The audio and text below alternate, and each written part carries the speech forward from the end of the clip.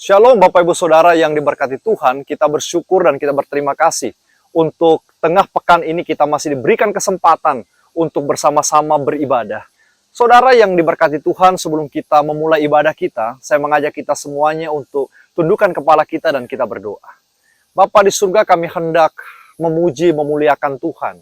Kami hendak mendengarkan firman-Mu. Kami hendak memakai waktu kami di depan untuk memuliakan akan Tuhan. Kiranya berkati kami semuanya dari awal ibadah ini sampai pada akhirnya. Sungguh kami serahkan ke dalam tangan-Mu. Di dalam nama Tuhan Yesus kami berdoa. Amin. Bapak Ibu Saudara yang dikasihi Tuhan, kalau dulu kita mencari di mana arti hidup kita, siapa juru selamat kita, siapa yang bisa menolong kita. Lagu ini, dulu ku mencari, sekarang ku mendapatkan, adalah lagu yang paling tepat untuk kita nyanyikan bersama-sama.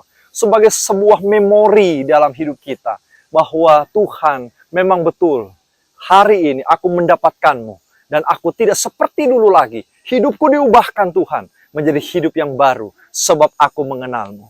Dulu ku mencari.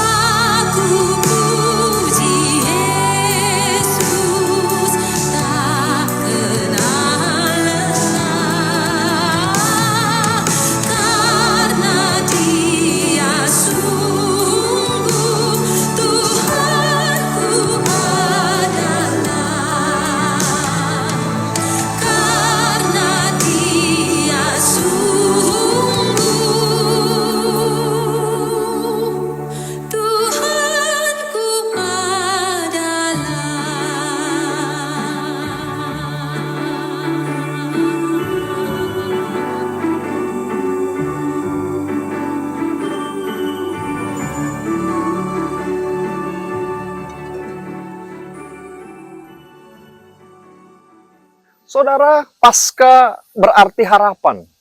Harapan yang real di mana Kristus dibangkitkan dari kematian. Dan Yesus betul adalah harapan, saudara, di dalam hidup saya dan juga di dalam hidup saudara. Itu sebabnya kita bersama-sama menyanyikan Yesus Engkaulah harapan hidupku.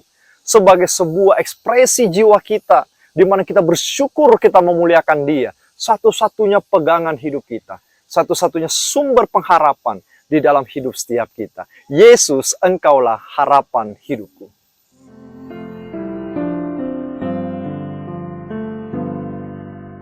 Bukan dengan kekuatanku ku dapat jalani hidupku tanpa Tuhan yang di sampingku. Ku tak mampu sendiri. Engkaulah kuatku yang menopangku.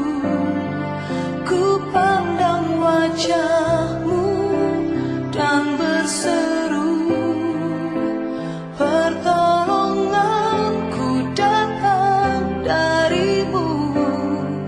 Peganglah tanganku, jangan lepaskan. Kaulah harapan dalam hidupku.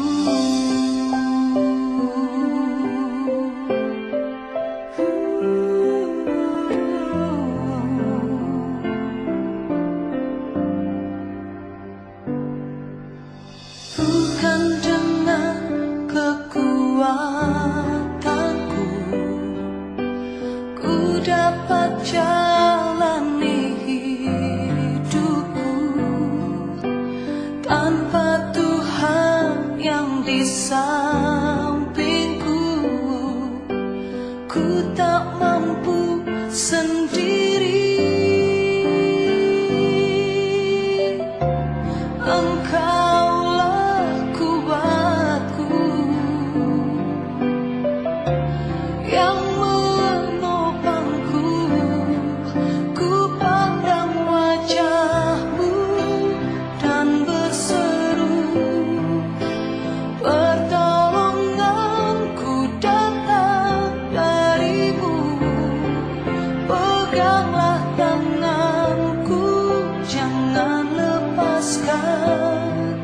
Kaulah harapan dalam hidupku.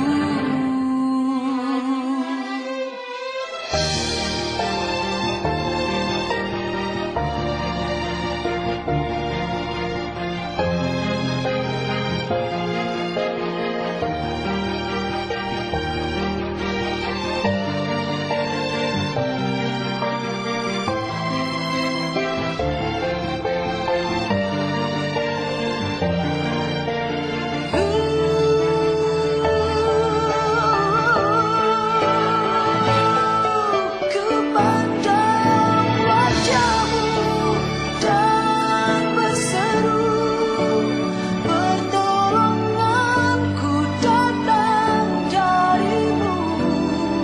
Peganglah tanganku, jangan lepaskan. Kaulah harapan dalam hidupku. Ku pandang wajah-Mu dan berseru, pertolonganku datang dari-Mu. Peganglah tanganku, jangan lepaskan. Kaulah harapan dalam hidupku. Kaulah harapan dalam hidupku. Kaulah harapan dalam hidupku.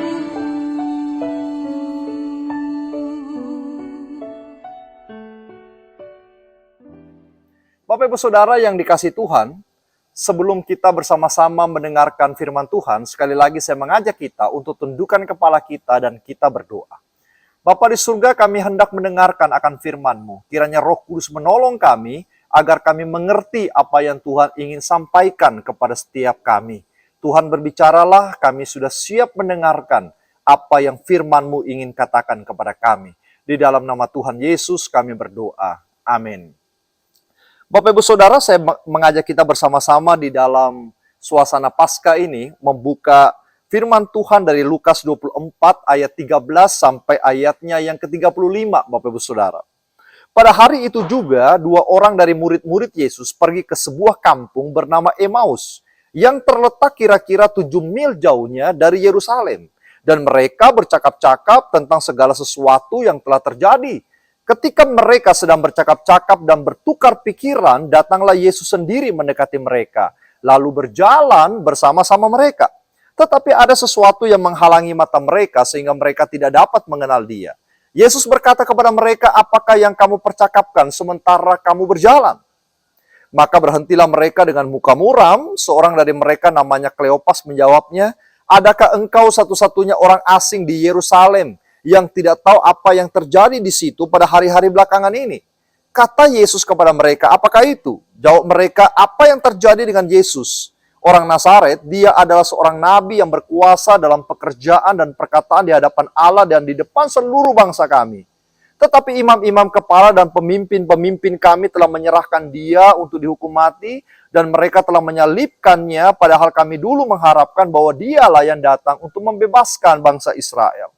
Tetapi sementara itu telah lewat 3 hari sejak semuanya itu, tetapi beberapa perempuan dari kalangan kami telah mengejutkan kami. Pagi-pagi buta mereka pergi ke kubur dan tidak menemukan mayatnya. Lalu mereka datang dengan berita bahwa telah kelihatan kepada mereka malaikat-malaikat yang mengatakan bahwa Dia hidup. Dan beberapa teman kami telah pergi ke kubur itu dan mendapati bahwa memang benar yang dikatakan perempuan-perempuan itu, tetapi dia tidak mereka lihat. Lalu Ia berkata kepada mereka, "Hai kamu orang bodoh, betapa lambannya hatimu, sehingga kamu tidak percaya segala sesuatu yang telah dikatakan para nabi.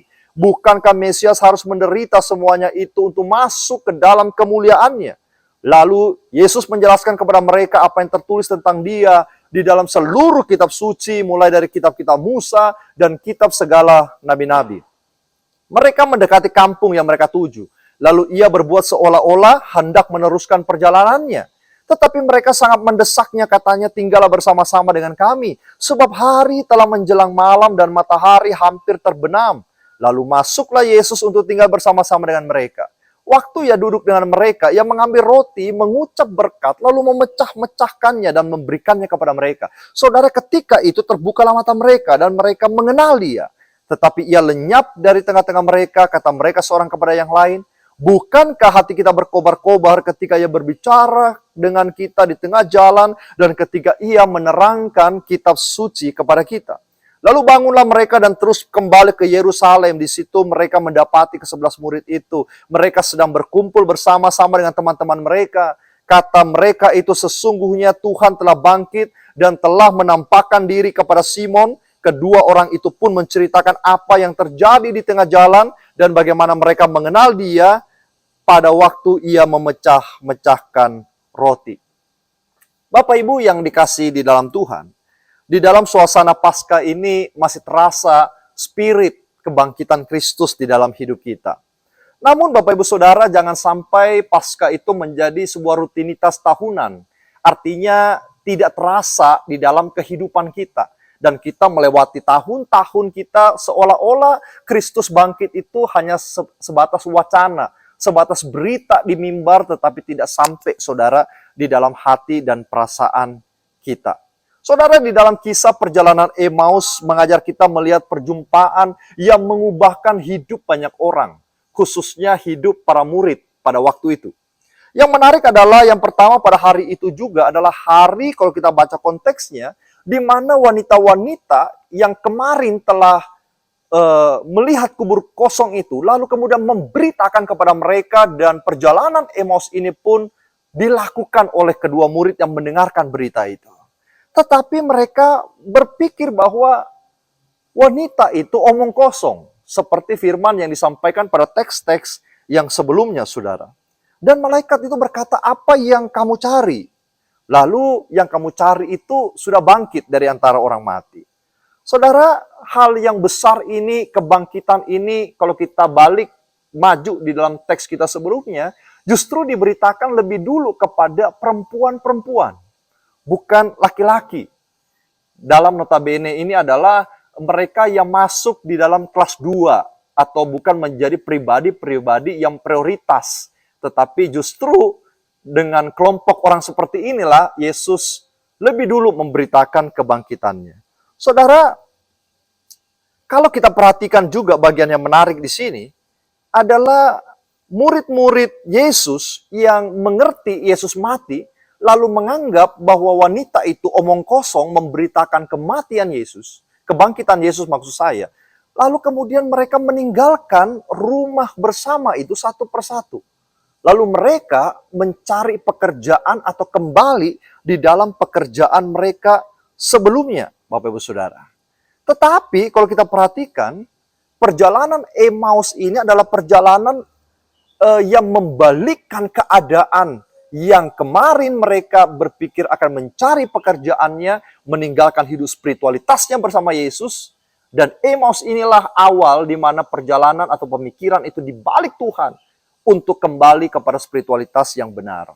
Saudara, Emmaus artinya adalah panas. Sehingga Bapak Ibu Saudara, kita mengerti sumber air panas yang Emmaus ini sepanas hati mereka. Jadi kalau Bapak Ibu perhatikan apa yang dikatakan oleh murid-murid Yesus, bahwa tidakkah kamu dengar apakah engkau orang asing, bagaimana kondisi, bagaimana suasana, bagaimana kisahnya, mereka sedang berada di dalam kekecewaan yang paling besar, sehingga mereka berkata bahwa kami kira dan kami harapkan dialah yang membebaskan kami dari bangsa Romawi. Sebenarnya saudara yang dikasih Tuhan, sampai pada saat di mana Yesus bangkit, pikiran mereka belum sampai kepada Mesias yang sesungguhnya yang datang ke dalam dunia, bukan untuk memecah belah, tetapi justru untuk memberikan kedamaian dan keselamatan bagi dosa mereka. Di dalam konteks panas hati ini bercampur kecewa, mereka berjalan menuju Emmaus yang letaknya 7 mil atau 11,2 kilometer dari Yerusalem. Walaupun terbilang dekat, tetapi kalau berjalan dengan mood yang tidak enak, tentu rasa-rasanya sangat jauh. Saudara, di dalam perjalanan itu apa yang mereka terjadi? Yang terjadi adalah mereka ngobrol satu dengan yang lain. Guru mati dan 11 murid lari ketakutan, dan mereka semuanya tidak memiliki pegangan dan tidak memiliki hope atau hopeless dalam hidup mereka, dan mereka pergi. Yesus tiba-tiba muncul dan bertanya ayat 17, apa yang kalian bicarakan di situ? Dan ada 2 orang yang kita tahu, Alkitab catat namanya cuma 1, yaitu Kleopas. Yang 1 kita tidak tahu siapa. Dan apa yang kita lihat di dalam percakapan atau perjumpaan Yesus dengan mereka. Para murid ini tidak mengenal pribadi Yesus, kendati mereka berjalan terus bersama Yesus, mereka tidak mengenal Yesus. Tingginya Yesus mereka tidak tahu, cara jalannya Yesus juga mereka tidak kenal. Kenapa? Karena hati mereka ditutup dengan kekecewaan, ditutup dengan panas hati, ditutup dengan kekhawatiran, seolah-olah seluruh masalah itu bercampur menjadi satu di dalam kehidupan mereka. Nah, Bapak Ibu Saudara, hati kalau kacau, kita tidak akan bisa berpikir dengan baik. Hati kalau kacau, pikiran lagi mampet, saudara, mata kita ditutup dengan kabut kekhawatiran, kita tidak akan bisa melihat kebenaran. Itu yang menjadi masalah di dalam hidup kita, adalah keraguan-raguan kita, atau ketidakmengertian kita kadang-kadang jauh lebih besar daripada iman percaya kita kepada Tuhan. Lalu kemudian kita melihat di sini, walaupun mereka berjalan, suara Yesus mereka dengarkan, tetapi mereka tidak mengenal Dia. Yesus berkata bahwa gembala yang baik, domba-domba akan mengenal tuannya, tetapi pada waktu itu gembala yang baik itu tidak mendapatkan respon dari domba-domba gembalaannya. Saya katakan begitu, saudara.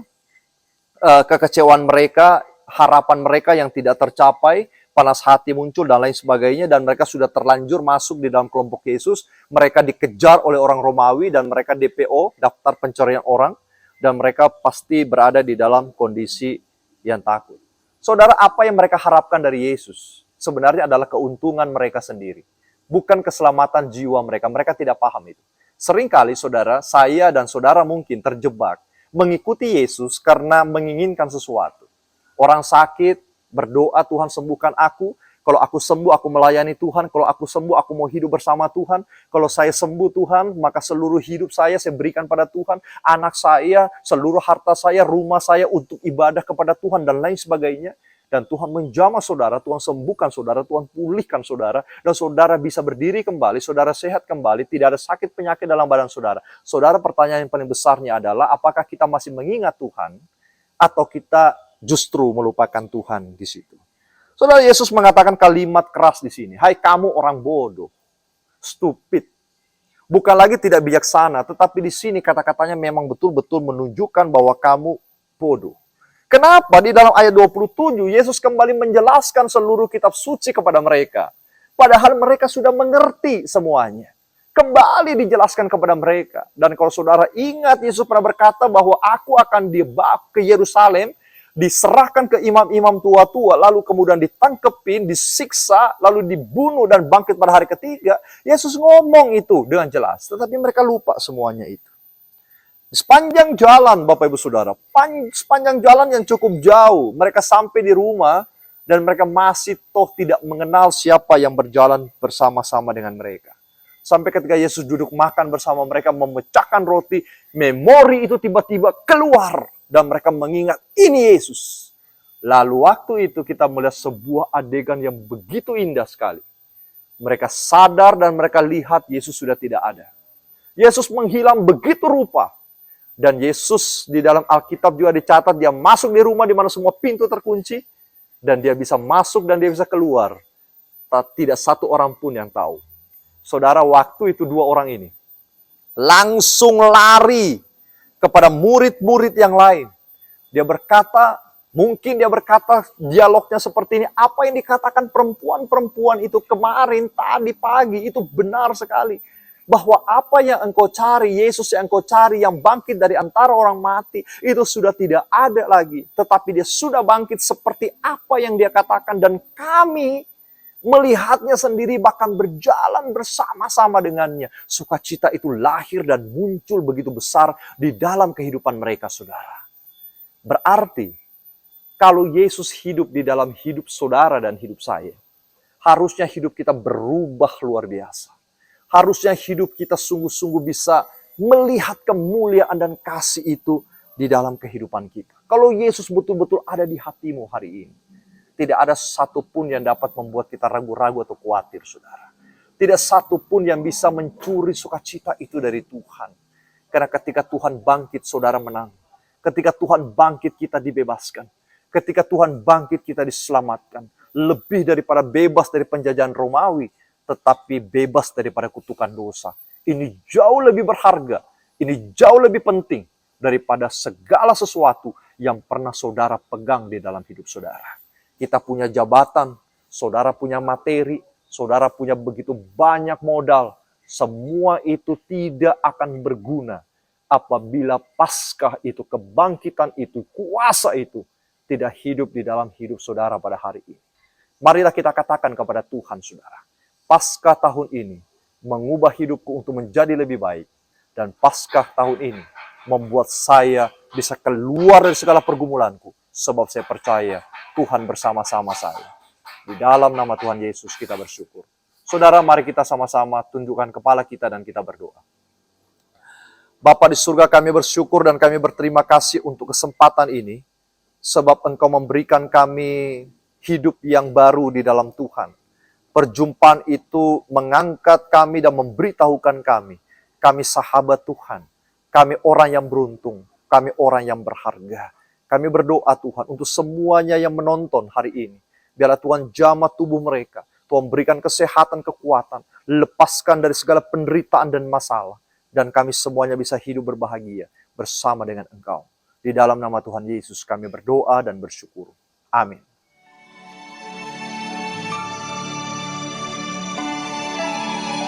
Thank you.